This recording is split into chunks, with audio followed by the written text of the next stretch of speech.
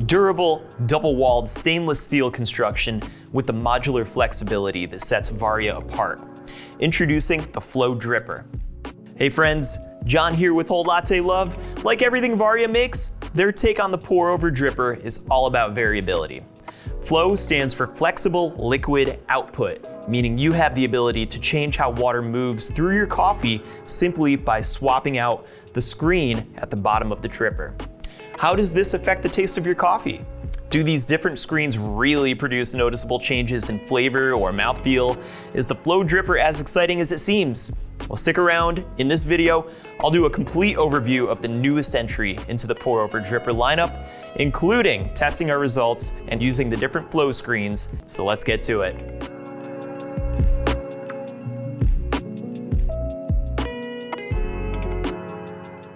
Compared to an espresso machine or a grinder, a pour-over dripper is a relatively simple apparatus. It's just a cone after all. But there are some design features about Varia's FLO that are worth noting. First of all, it's made of double-walled stainless steel, making it simultaneously durable and thermally stable. This thing stays cool to the touch even when there's 200-degree brew water in it. Switching out the FLO screens is easy as well. Just twist off the dripper, swap your screens, and twist it back on. The outer lip is wide enough that the FLO is compatible with a wide range of carafes and mugs, and the outer lip helps prevent it from slipping around too much as well. Overall, I love the feel and look of this thing, but how does it do in testing?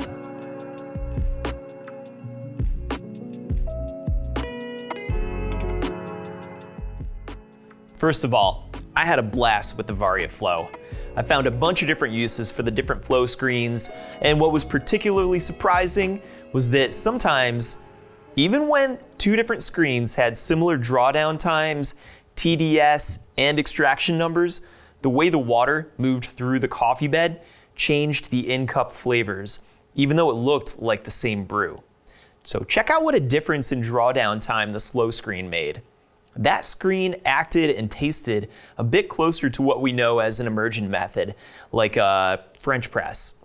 The fast screen, on the other hand, lends itself to clarity and lower extraction. The medium screen, while behaving similarly to the fast screen, offered a flavor profile right in between the fast and slow. In our testing, we found some pretty consistent results that I'm excited to share with you. We used the stock 58mm flat steel burrs on the Varia VS6 and set it to 500 RPM. After a bunch of sampling for particle analysis, we found our particle size averaged about 700 microns. After all that testing, I'm really curious to see how the results would change if I swapped them out for Varia's 63mm conical burrs, or went even crazier with some of their more premium burr options available for the VS6, like the Hypernova Iridescent Titanium or Ultra Plasma. But that'll be a whole nother video. In the meantime, think about this. If you have both the Varia FLO and the VS6, then between your interchangeable FLO screens and your interchangeable burr sets, you've got virtually no limit to factors you can control. I didn't want to change the grind setting at all during this experiment because I wanted to see what happens when the only difference is the FLO disc. We used 3 different types of coffee. First, our house espresso blend, Crema Wave. This is a medium dark roast made from 100% specialty Arabica beans. And then we used a lighter Ethiopian natural process coffee, also a Whole Latte Love product. Last, I was able to get some unreleased coffee from Untold Coffee Lab to play with as well. It was a washed Java variety, which is an offshoot of the Typica family. It's a light to medium roast, and it had all kinds of delicate floral notes as well as a bigger bodied caramel note, and all those things revealed themselves depending on how you brew the coffee. So we had a blast discovering what the different coffee screens did for a multi-dimensional coffee like this. This gave us a big range of different roasting styles, processing styles, and origins to see how each coffee behaves in the Varia FLO. Every pour over, even the darker coffee, was made with 206 degree Fahrenheit water. I took a measurement of the slurry temperature after the final water infusion. Slurry temperature was pretty consistently around 188 degrees after each final pour. I also measured the actual brewed coffee or beverage temp, and as expected, I found that the slower drawdown times ended up with cooler temperatures. I used a BWT Aqualizer pitcher to clean up my water and add a little magnesium. For the Ethiopian Natural and the washed Java, I used a 1:17 ratio of coffee to water. For the medium to dark roast, I used a 1:16 ratio of coffee to water so as to not over-extract a coffee that's already more soluble than the others. So here's what we got. Starting with the Crema Wave, this coffee was the darkest in the bunch, and it's maybe not surprising that it tasted really well balanced with the fast flow disc. That made sense because the darker you roast, the more soluble a coffee becomes. This darker roast simply didn't need as much time or other energy to extract everything since the beans are already so soluble. When brewed with the medium screen, the coffee lost a lot of its clarity. At this point, a pleasant body was the only thing it had going for it. By the time we got to the slow disc, this coffee was so over-extracted that there wasn't much left except a lot of dry and bitter flavors. In all honesty, Crema Wave is best suited for espresso, but the fast screen on the FLO gave it a really nice, balanced flavor that accentuated the honey and almond notes. The fast screen would be a great choice with other dark roasts too. So if you wanted to use the other screens with a darker coffee, I would coarsen the grind up a bit, or maybe even bring your water temperature down a little bit. Moving on to the Ethiopian Natural, I'll cut right to the chase on this one. The medium screen won for this coffee. The fast screen simply didn't extract enough. It tasted a bit like wheat or cereal, grain type of notes, and the sweet notes just hadn't quite hit yet. Interestingly, our drawdown time was pretty similar between the fast and medium screen, but those berry flavors really began to reveal themselves in our medium screen brew. That was super cool to me. This was an example of two brews appearing similar, but the shape of the medium screen must have done something to the way the water is moving through or exiting the coffee bed that gave us a more pleasant taste. Once again, the slow screen was just a bit too long of a brew here, and it made this Ethiopian coffee taste a little drier, a little heavier, and just kind of nondescript. While in my testing, the medium screen produced the best results for this Ethiopian Natural, it could do well in the fast screen if you used a finer grind to increase acidity with that faster flow, still aiming for higher extraction. Or in the slow screen with an even coarser grind to bring out some more body, like in a FLO Dripper or another immersion process like a French press. Finally, time for our fancy schmancy coffee, the washed Java.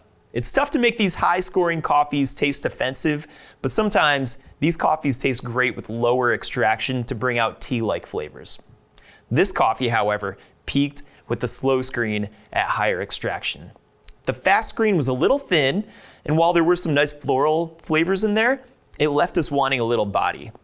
The medium screen brought out some body with brown sugar and caramel notes while maintaining some nice floral stuff, and it even cranked up the acidity, offering greater complexity. Once we got to our slow screen, the TDS and the extraction skyrocketed, as did the complexity of flavor. There was even more sweetness than the medium screen offered, and this really nice lemon zest entered the party as well. For all of these coffees, if you give me enough time, I'd try every combination of grind size, temperature, turbulence, pouring schedule, and brew ratio to see what the Varia FLO can offer. But this experiment alone showed us how much versatility a pour-over artist can have access to in one device. As a general rule, I would use the fast screen to brew with darker roasts. You'll still get the roasty flavor of a darker roasted coffee, but by keeping it to a faster brew, you can avoid that over-extracted bitter flavor. The medium screen paired nicely with a naturally processed coffee. In fact, that washed Java was pleasant in this medium screen as well. To start, try a grind size that's just a little coarser than your typical drip setting with this screen. You can make it finer if needed, but my finding is that the way the water moves through that medium screen with that coffee bed does a lot of work for you in terms of extracting interesting flavors. And finally, the slow screen requires a coarse grind, and even though it's restricted, you've got some versatility here. So keep it coarse, and if your brew takes a long time, that's okay. Give it a try. That longer brew didn't kill my washed Java, but if you make it even coarser, you might get some more clarity while keeping that body intact.